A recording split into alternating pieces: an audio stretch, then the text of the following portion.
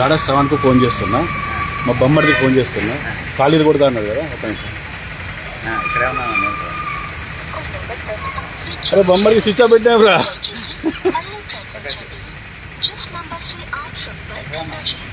బొమ్మడికి switch off పెట్టి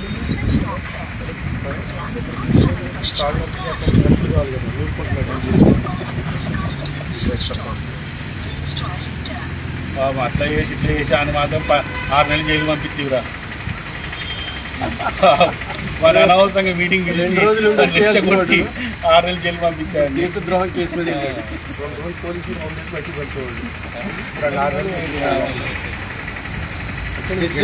ప్రశ్న అయిపోయింది. నెలకోసారి మీటింగ్ ఎంటరా పోయి దరిద్ర స్క్రాప్ అంతా పోతుంది. వాడు యాక్చువల్గా జడ్జి చేస్తున్నాడు కదా. 2 రోజుల్లో రిమాండ్ కాదు, నార్మల్గా అయితే 2 రోజుల్లో రిమాండ్ నుంచి వచ్చేసేవాడు.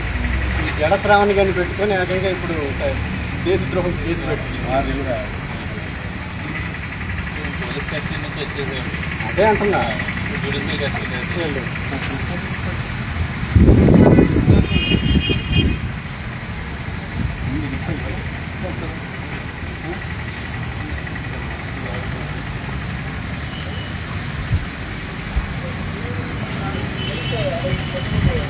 వాడెవడో ఒకడు ఉంటాడు పంది, కోస్తే 2 ఊళ్ళకి సరిపోతావు. నువ్వు 2 ఊళ్ళకి సరిపోతావు.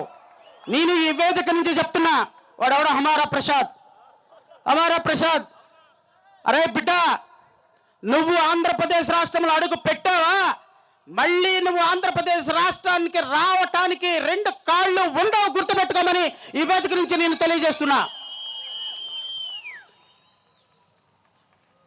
వాడికి పోటీ పడేటువంటి ఇంకో పంది ఉంది ఇక్కడ.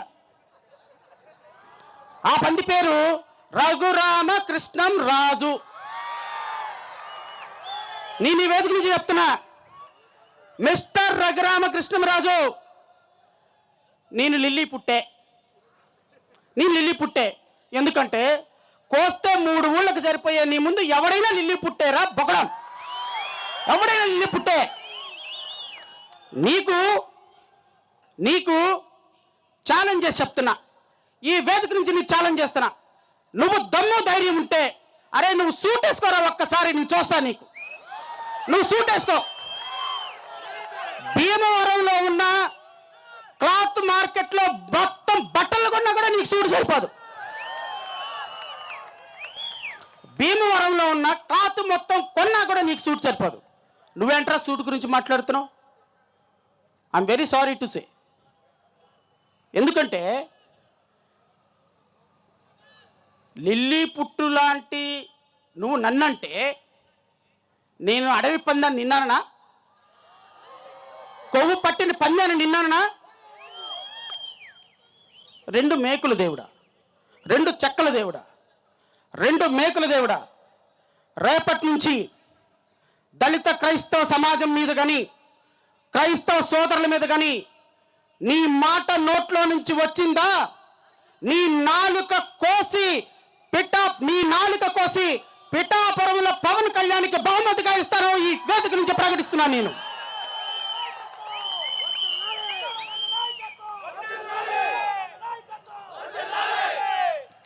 రఘురామకృష్ణరాజు, నీ దగ్గర 3,000 కోట్ల రూపాయలు బ్యాంకుల నుంచి దోచుకున్న డబ్బులని ఏమో, మా దగ్గర డాక్టర్ బిఆర్ అంబేద్కర్ దగ్గర నుంచి తెచ్చుకున్న ఆత్మాభిమానం అన్నికంటే 1,000 కోట్ల రూపాయలు ఉంది, గుర్తుపెట్టుకో. నీ దగ్గర అమ్మా బాబుల దగ్గర నుంచి తీసుకొచ్చుకున్న తోకలు ఉన్నాయేమో పేర్లు, మా దగ్గర తోకలు కాదు, టన్నుల ఆత్మ.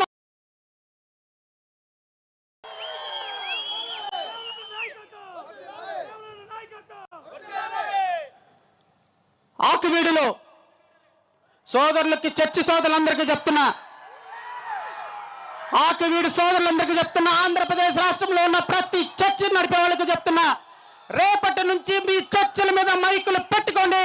పీకే వాడెవడో నేను చూస్తాను, వాడు ఎంతో చూద్దాం. ఏ చర్చిని కూలగొడతావో, కూలగొట్టిన చోటే నీ సమాధి కట్టే విధంగా నీ మీద రేపటి నుంచి పోరాటం మొదలు పెడుతున్నాం. నువ్వు ప్రార్థనాలయాల మీదకు వచ్చిన మరుక్షణం నువ్వు ఒక ఇటుకని కూలగొడితే నీ ఇంటిలో ఉన్న 1000 ఇటుకలు కూలగొట్టేటువంటి కార్యక్రమం ఈ రోజు ఏలూరు నుంచే మొదలవుతుంది. కాసుకో బిడ్డ. నీవు రఘురామకృష్ణరాజు చెప్తున్నా, ఈ సభ ఎవరి కోసం పెట్టారో వాళ్ళు చూడరు కానీ మొదటి నుంచి చివరి వరకు తిప్పి తిప్పి మళ్ళీ చూస్తావు రఘురామకృష్ణరాజు. నాకు తెలుసు నువ్వు ఈ వీడియో నీకే చెప్తున్నా, తిప్పి తిప్పి చూస్తాడు. నాకు తెలుసు ఆ సంగతి. 4 పెగ్గులు కాదు 40 పెగ్గులు వేసుకున్నా నీకు మత్తెక్కదు. నాకు తెలుసు ఈ రోజు నుంచి.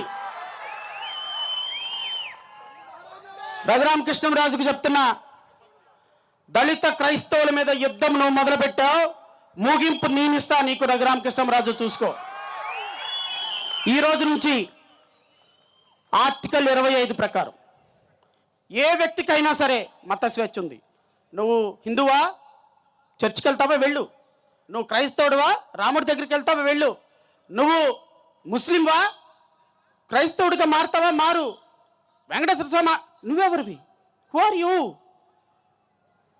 నువ్వెవరివి? నా హక్కుల్ని హరించడానికి నీకేం హక్కు ఉంది? దళితుల్ని ఆకివీడులో ఎవరు లేరు కదా అని చొక్కా ప్యాంట్ వేసుకున్నటువంటి కుర్రవాడిని కూడా జైల్లో పెట్టించావు నువ్వు రఘురామకృష్ణరాజు. నిన్ను పంచ ఇప్పి, నేను మళ్ళీ చెప్తున్నా, నిన్ను పంచ ఇప్పి రాజకీయంగా బట్టలిప్పదీసి ఆంధ్రప్రదేశ్ రాష్ట్రంలో నీకు నిలువ నీడ లేకుండా చేయకపోతే ఇక్కడ కూర్చున్నటువంటి దళితులే కాదని నేను వేదిక నుంచి సెలవిస్తున్నా.